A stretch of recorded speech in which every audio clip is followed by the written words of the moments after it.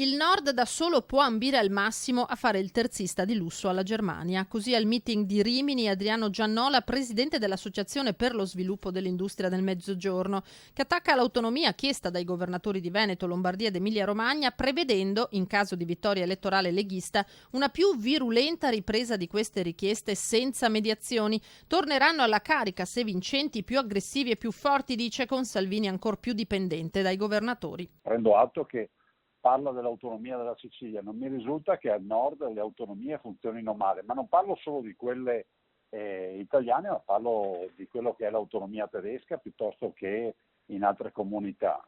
La verità è che l'autonomia è una vera assunzione di responsabilità, la responsabilità spesso fa paura a qualcuno. La si smetta di dire che l'autonomia che propone il Veneto è la secessione dei ricchi.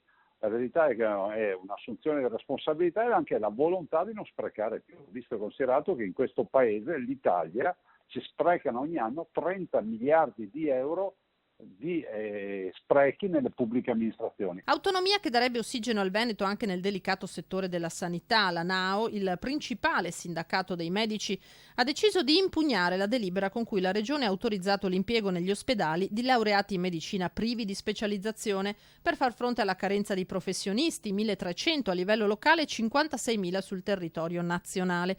Ai propri avvocati il sindacato ha dato mandato di inviare un esposto denuncia alla Corte dei Conti. Io parto da un presupposto che un ragazzo che ha studiato 6 anni e si laurea in medicina e in più fa un anno di abilitazione, non lo ritengo un bamboccione, non lo ritengo un mentecato, non lo ritengo un incapace, ma lo ritengo un medico neolaureato, abilitato, che ancora per carità non ha la scuola di specialità, non avrà fatto i 5 anni aggiuntivi per diventare pediatra piuttosto che anestesista o per altre specialità, ma è un medico. Come già accade in altri paesi europei, aggiunge il governatore, che conclude.